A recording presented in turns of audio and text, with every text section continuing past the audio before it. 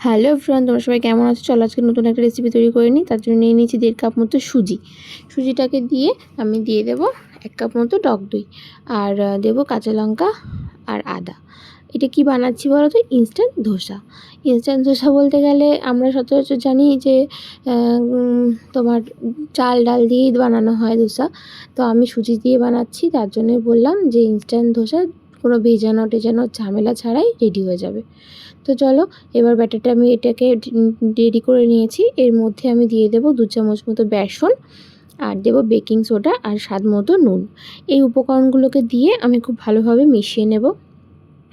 মিশিয়ে নিয়ে আমি 15 মিনিট মতো ঢেকে এটা রেখে দেবো, মানে যতক্ষণ না পর্যন্ত বাদবাকি চাটনিটা আর আমার আলুর পুরটা রেডি করতে যেটুকু সময় লাগে। তো এটার জন্য আমি চাটনির জন্য নিয়ে নিয়েছি 2 চামচ মতো নারকেল কোড়া, আর দেবো 1 মুঠ মতো বাদাম, আর কাঁচা লঙ্কা, আদা। এটাকেও একটা ব্যাটার তৈরি করে নেব, মানে চাটনির থিকনেসটা যতটুকু হয়।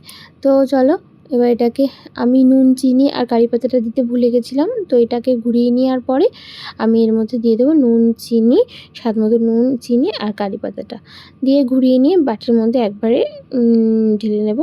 এটাকে চাইলে তোমরা তড়কা একটু দিতে পারো, তার মধ্যে তড়কা দেওয়ার জন্য সর্ষে আর কারি পাতা ফোড়ন দিয়ে তেলের মধ্যে এটাকে দিয়ে দিলেই এটা রেডি হয়ে যাবে, একদম পুরো দোকানের স্টাইলে চাটনি। তো আমি আর তড়কা দিইনি, কিন্তু এইভাবেই রেখেছিলাম, এটাও খেতে যথেষ্ট সুন্দর ছিল। তো এবার আলুর পুরটা রেডি করে নেবো। গ্যাসের মধ্যে কড়াই দিয়ে দিলাম হিং ফোড়ন, আর দিয়ে দেবো সর্ষে আর কারি পাতা।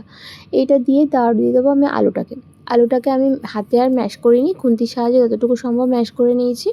খুব ভালোভাবে একদম পুরো পেস্ট না বানালেও চলবে, একটু মুখে পড়লে বেশ ভালোই লাগবে। তো এটাকে মিহি করে নেওয়ার পরে আমি দিয়ে দেবো স্বাদ মতো নুন, জিরের গুঁড়ো, ধনের গুঁড়ো, লঙ্কার গুঁড়ো, আর দেবো চাট মশলা। তোমরা চাইলে কেউ এটার মধ্যে পেঁয়াজও ইউজ করতে পারো। আমি এটার মধ্যে আর পেঁয়াজ ইউজ করিনি, সামান্য নুন চিনি আর রেগুলার মশলা দিয়ে হলুদ গুঁড়ো দিয়ে এটাকে একটা পুর তৈরি করে নিয়েছি।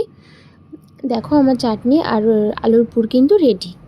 এবার চলো ধোসাগুলো বানিয়ে নেওয়া যাক। এতক্ষণ তো ভেজানোই ছিল, এবার এটাকে ভালো করে একটুখানি ফেটিয়ে নিয়ে আমি গ্যাসের মধ্যে প্যান বসিয়ে দিয়েছি। গ্যাসের মধ্যে প্যান বসিয়ে দিয়ে প্যানটা গরম হয়েছে নাকি দেখে নিয়েছি জল ছিটিয়ে। এবার একটু ন্যাকড়া দিয়ে একটু মুছে নেব। ন্যাকড়াটা দিয়ে মুছে, পরিষ্কার ন্যাকড়া দিয়ে তার মধ্যে 1 হাতা করে দিয়ে এবার হাতার পেছনটা দিয়ে একটু ঘুরিয়ে ঘুরিয়ে দেখে নেব রেডি হয়েছে কিনা। কিছুক্ষণ ওয়েট করার পরে দেখো এমনি উঠে চলে আসবে। দেখো কতটা সুন্দর হয়েছে। এবার চলো সার্ভ করে দেওয়ার পালা।